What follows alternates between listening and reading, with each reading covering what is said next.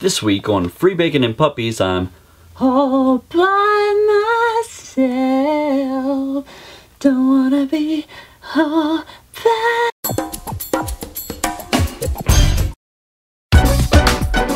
For years, couples in long-distance relationships have troubled with intimate moments. Whether it be through phone calls or Skype, it usually ends up being dissatisfying and just not the same. The condom maker Durex has come up with a way for you to touch your partner from miles away. Fundawear, as the safe sex distributor is calling it, will allow users to combine a smartphone app that can activate sensors in clothes worn by the couples. These sexy time clothes use a real-time server to communicate between touchscreens and the garments. I'm just wondering, what are the safeguards against an app like this? I mean, what if your phone gets hacked? Or maybe you lose your phone, or leave it at like the mall or something. Does this mean that someone else would be touching my significant other? And if so, is that considered rape? This is the opposite of safe sex. All I need is to lose my phone and some random guy to pick up my phone, open the Fundawear app and start diddling my girlfriend. Also, does this make it easier for people to cheat? And would it be considered cheating if you use these clothes on someone that's not your wife? Sounds like a slippery slope to me, Durex. Frankly,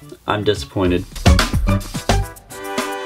Land of the free and home of the mentally unstable wielding military-grade weapons. The bipartisan plan to expand background checks on gun purchases did not make it through the Senate last week. The bill never gained enough traction and support. They're attributing the failure of the bill to the overzealous support of pro-gun supporters and the overall disinterest of voters claiming to be for more gun laws. As of right now, not all states provide background check information to the FBI, meaning that certain mentally ill people can buy guns in those states without their mental history ever coming into question. Apparently, New Zealand has a different plan. Instead of passing more strict gun legislation, they plan on keeping their streets safe by passing a gay marriage bill. New Zealand joined the ranks of Belgium, Spain, Canada, Norway, and Sweden, among others, to legalize gay marriage. This is adding pressure to other countries in the region, including Australia, which is a mere 3-hour plane ride away. New Zealand is expecting a tourism boom, claiming that a lot of Australian same-sex couples will sneak away to say I do, even though the marriages will not be recognized under current Australian law. I guess they figure it's hard to carry a gun when you're holding all your dildos and your anal beads and your leather straps and your high-heeled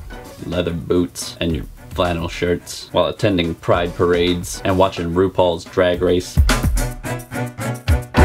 Saudi Arabia is trying to keep its populace homely. 3 men were reportedly deported for being too handsome. The men, while attending a heritage festival, were forced by Saudi Arabia's religious police to leave the premises. The crime being too handsome that they may swoon female festival attendees. The men were swiftly deported to Abu Dhabi. Look, I get it.